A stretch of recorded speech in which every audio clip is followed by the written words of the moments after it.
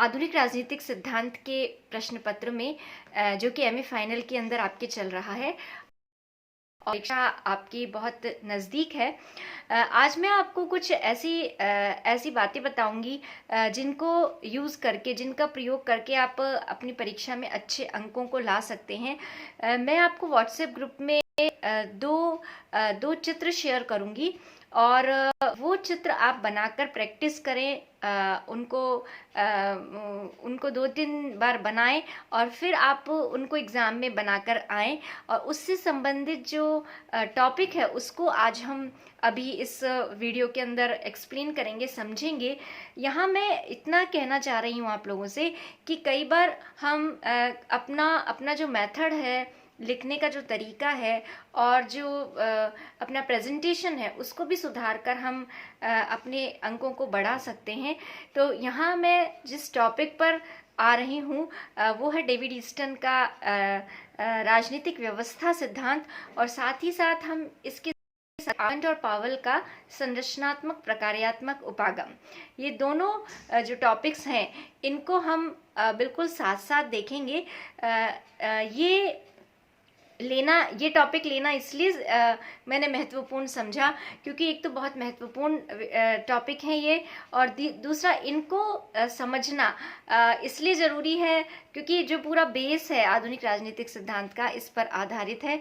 हमने David Easton के 2 सिद्धांत पहले भी पढ़े हैं, व्यवहारवाद और उत्तर व्यवहारवाद, और इसी के आगे क्रम में आगे हम बात कर रहे हैं राजनीतिक व्यवस्था सिद्धांत की। राजनीतिक व्यवस्था सिद्धांत क्या है और ये किस तरीके से डेवलप हुआ, इसके बारे में हम थोड़ी बात करते हैं। राजनीतिक व्यवस्था जो सिद्धांत है वो समाज शास्त्र से हमने लिया है और इसमें सिंपल सी बात ये है कि राजनीति को एक पूरे सिस्टम के तहत देखा जाता है। केवल अलग से नहीं देखा जाता कि ये सरकार है या ये राज्य है तो ये राजनीति विज्ञान है, बल्कि उसको एक क्रिया प्रतिक्रिया के रूप में देखा जाता है और पूरा जो व्यवस्था है उसके तहत राजनीति कार्य करती है। क्योंकि राजनीति उसकी जो क्रियाशीलता है वो भी एक पूरा कोई एनवायरनमेंट है, एनवायरनमेंट में समाज है बाहर का और जो सोसाइटी उसके बीच में राजनीति कार्य करती है। तो उस राजनीतिक व्यवस्था की या उस राजनीतिक संस्थाओं की पूरे समाज से क्या रिएक्शन होता है, क्या लेन देन होता है, इसको लेकर के राजनीतिक व्यवस्था सिद्धांत सामने आया है। इसमें आपको 2-3 शब्द मिलेंगे, एक निवेश और एक निर्गत। निवेश यानी इनपुट, निर्गत यानी आउटपुट। इसको हम आगत और निर्गत भी कहते हैं। तो इसके अंतर्गत जब आप इसको एक्सप्लेन करेंगे तो आपको इसमें जो चित्र मैं आपको व्हाट्सएप पे शेयर करूंगी उसमें आपको एक बड़ा चौकोर खाना मिलेगा। उसके अंदर आपको वहाँ पे लिखना है पर्यावरण, एनवायरनमेंट, यानी उस एनवायरनमेंट के बीच में एक छोटा चौकोर खाना आपको बनाना है। उसमें आपको जो पूरा राजनीतिक व्यवस्था है उसको वहाँ पे वो जो सिस्टम है वो उसके अंदर काम करता है। और अब उसके अंदर से इनपुट क्या होगा, इनपुट जो होगा वो 2 चीज़ें डेविड ईस्टन ने कहा है कि 2 चीज़ हमें उस पर्यावरण से के द्वारा उसके अंतर्गत इनपुट होंगी, एक तो मांग और एक समर्थन, डिमांड और सपोर्ट। डिमांड और सपोर्ट यानी डेविड ईस्टन ये कहना चाह रहे हैं कि जो अंदर का सिस्टम है, जो भी हमारी व्यवस्थापिका, कार्यपालिका या जो भी है, वो तब कार्य करती है जब बाहर से किसी प्रकार की कोई डिमांड आती है, समाज से जब किसी प्रकार की कोई डिमांड आती है और उस डिमांड के साथ कितना समर्थन होता है, कितना सपोर्ट होता है, उसके बाद उस पर कानून बनता है या कानून नहीं बनता, इसका निर्णय लिया जाता है। तो मांग जब आती है तो मांगे यहाँ पे उसके अब हम जब पूरा अगर हम उसको पहले हम थोड़ा सा एक सिंपल तरीके से इसको देख लेते हैं, फिर उसके बाद में वहाँ पे डिसीजन होता है और फिर निर्णय के रूप में जो निर्णय है वो पूरे सिस्टम में पूरे वापस से पर्यावरण में वापस से बाहर आते हैं। पर्यावरण का यहाँ जो मतलब है वो ये कि वो समाज, वो सोसाइटी जिसके अंदर हम रह रहे हैं, उसमें आर्थिक चीज़ें भी आती है, उसमें धार्मिक चीज़ें भी आती है, उसमें सामाजिक चीज़ें भी आती है, उसमें राजनीतिक चीज़ें भी आती, सभी उसमें आती हैं। जब वो चीज़ें बाहर पर्यावरण में आती हैं तो उसके बाद में एक और कंसेप्ट डेविड ईस्टन का है, और वो है फीडबैक यानी प्रतिसंभरण।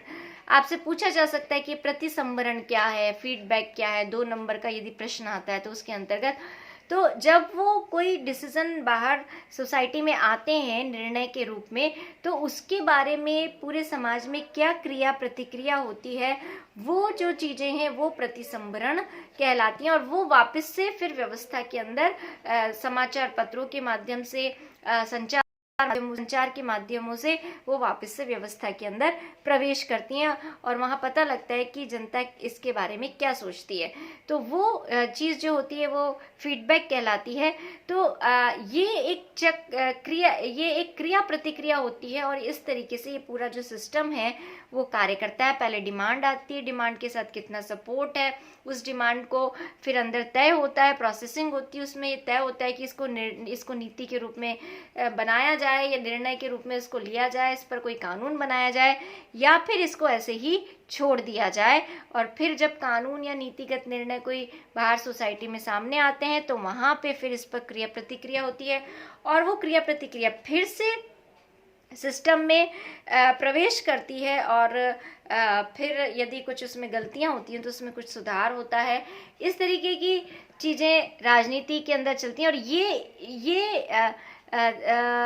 ये एक तरीका है राजनीति के चलने का। डेविड ईस्टन ने कहा कि राजनीति मूल्यों का आधिकारिक आवंटन है, और यहाँ पे मूल्यों का आधिकारिक आवंटन यही है कि जब जो डिमांड होती है वो हम क्या चाहते हैं वो एक तरीके से मूल्य हैं, और उस पर हमको कितना प्राप्त हो पाता है, यानी हमें उन मूल्यों का कितना वितरण मिल पाता है, हम जो चाह रहे हैं वो हमें कितना मिल पाता है, यही राजनीति का कार्य होता है, उनको आवंटित करना या उनको वितरित करना।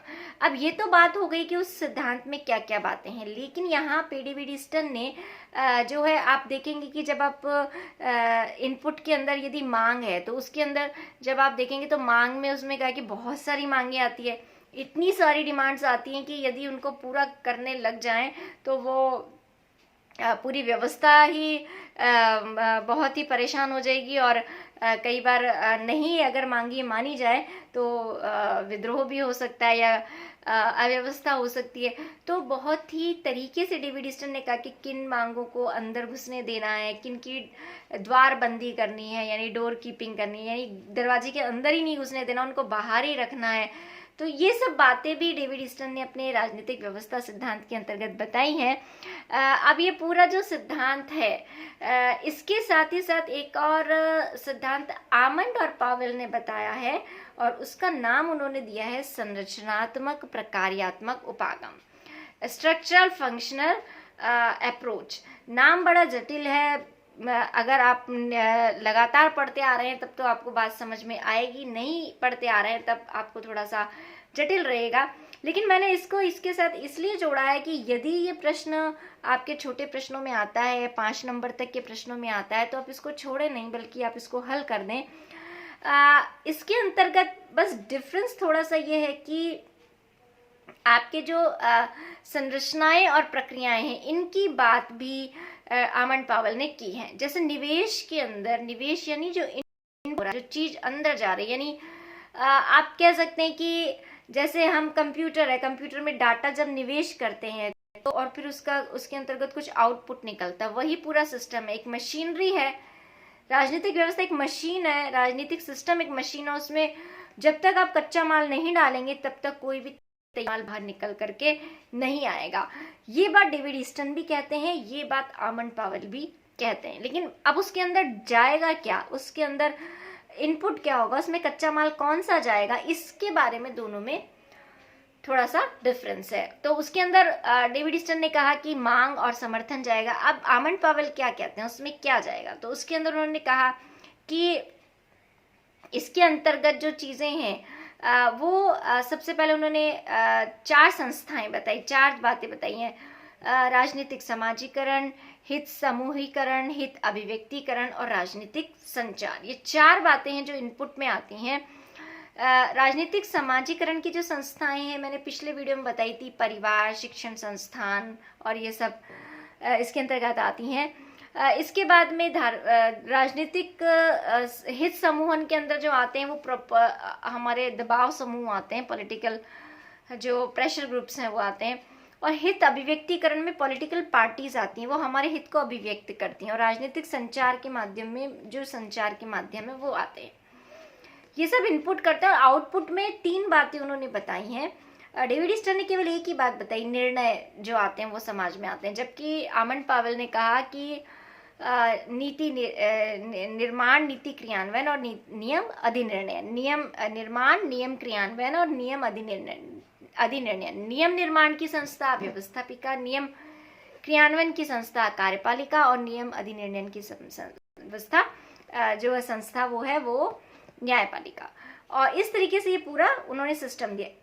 आमंड पावेल के सिस्टम में फीडबैक का कोई कंसेप्ट नहीं है। प्रतिसंवरण जिसको हम कहते हैं, जो कि डेविड स्टर्न के कंसेप्ट में है, वो आमंड पावेल के कंसेप्ट में नहीं है।